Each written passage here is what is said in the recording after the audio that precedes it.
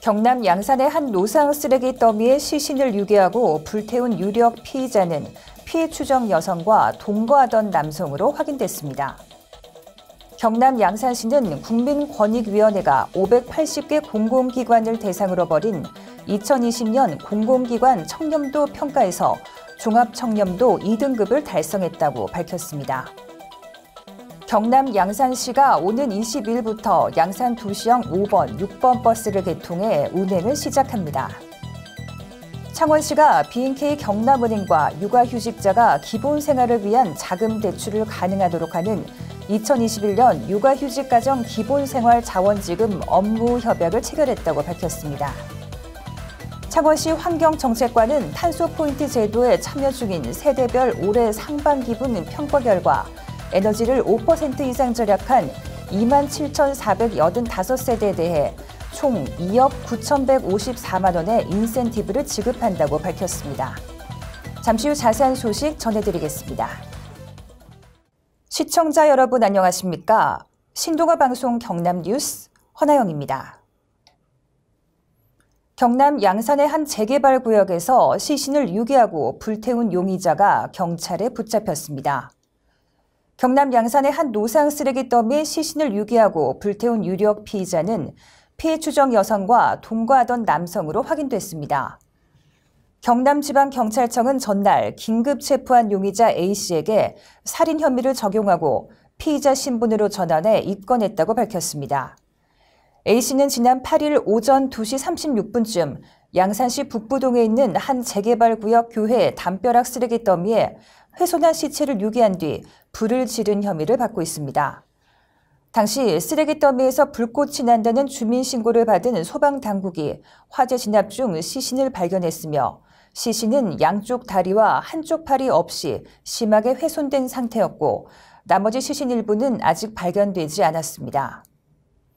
A씨는 범행 현장에서 약 300m 떨어진 거리에서 피해자로 추정되는 5, 60대 여성과 함께 살았으며 이 여성은 실종 신고가 되진 않았으나 어느 날 갑자기 보이지 않는다는 주변인 진술과 A씨 집안에서 발견된 일부 혈흔 등으로 미루어 범행 대상일 가능성이 큰 것으로 경찰은 보고 있습니다.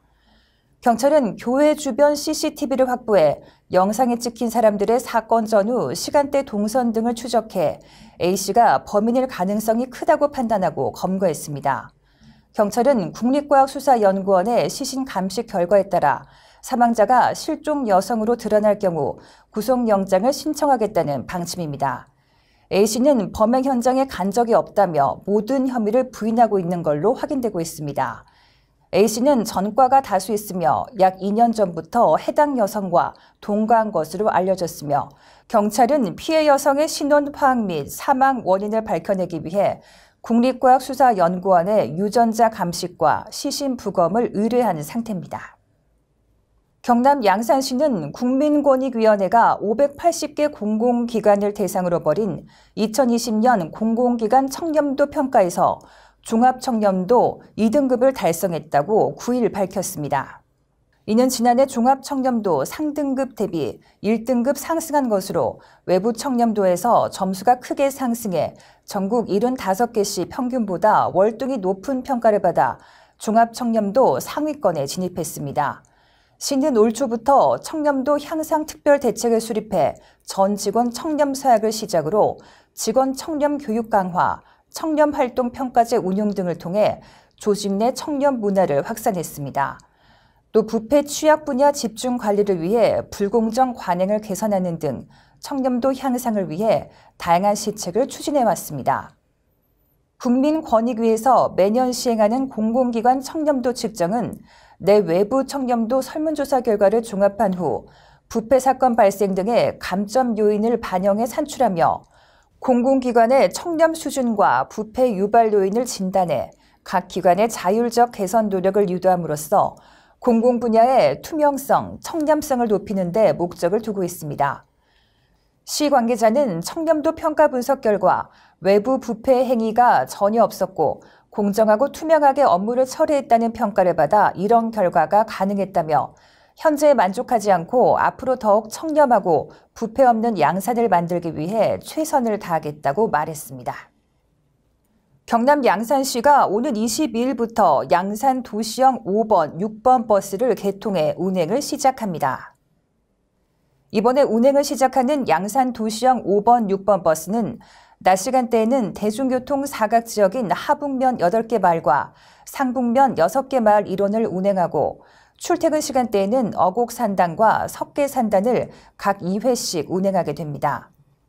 산업단지는 통행 특성상 출퇴근 시간대에 주로 이용 수요가 발생되지만 이미 해당 시간대에는 운송업체에 가용 가능한 모든 차량이 운행 중이기에 산업단지로의 노선 신설을 위해 증차할 수밖에 없는 실정과 대중교통 사각지역 자연마을의 경우 이용 대상이 주로 어르신들로 낮 시간대 시장, 여가 목적의 통행이 주를 이루고 있어 노선을 신설할 만큼의 수요에 이르지 못했습니다.